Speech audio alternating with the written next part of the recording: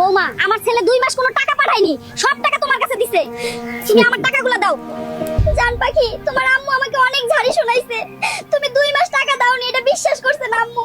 কলিজা, তুমি আম্মুকে বুঝিয়ে বলো 2 মাস আমি টাকা পাইনি, এই মাসে সব টাকা একবারে দিয়ে দিবে আমার কফিল। আমি অনেক বুঝাইছি, তারপরেও বুঝছে না তোমার আম্মু। বারবার বলছে আমার কাছে তুমি 2 মাসের টাকা পাঠাইছো।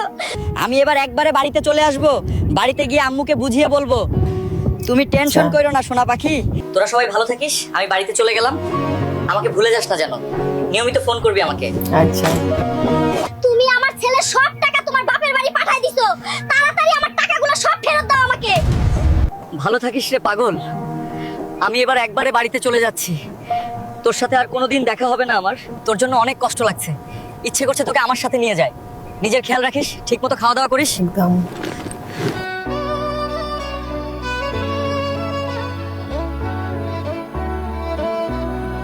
বন্ধুরা, তোমরা সবাই লাইক, কমেন্ট এবং ফলো করে দাও, তাহলে আমি ভালোভাবে দেশে পৌঁছাতে পারবো। একদম।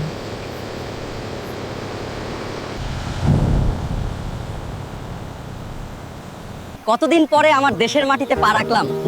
এই মাটিতে ছোটবেলায় কত খেলাধুলা করেছি, কত দৌড়াদৌড়ি করেছি। বিদেশে থাকলে দেশের কথা অনেক মনে পড়ে, আর কোনোদিন বিদেশে যাব না। একদম। বাকি জীবনটা নিজের মাতৃভূমিতে কাটিয়ে দিব। আম্মু, তুমি আমার বউকে সব সময় ভুল বোঝো কেন? এখন আমি চলে এসেছি, আর কোনো অশান্তি দেখতে চাই না। দুইজনকে মিলেমিশে থাকতে হবে, সবাই মিলে একসাথে খাওয়া দাওয়া করব, একসাথে সুন্দরভাবে বসবাস করব। একদম। প্রবাসী জীবন সত্যিই খুব কষ্টকর।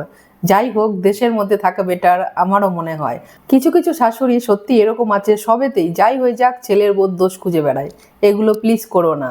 তুমি যতটা তোমার ছেলের বউকে ভালোবাসবে, ঠিক ততটাই তার থেকে ভালোবাসা পাবে, এটা মনে রাখবে। কারণ শেষ বয়সে ছেলের বউই ভরসা হবে। তাই প্রত্যেকটা শাশুড়ির উদ্দেশ্যে একটা কথাই বলবো, নিজের বৌমাকে নিজের মেয়ের মতো ভালোবাসতে শেখো, যদি ভবিষ্যতে নিজেদের ভালো চাও।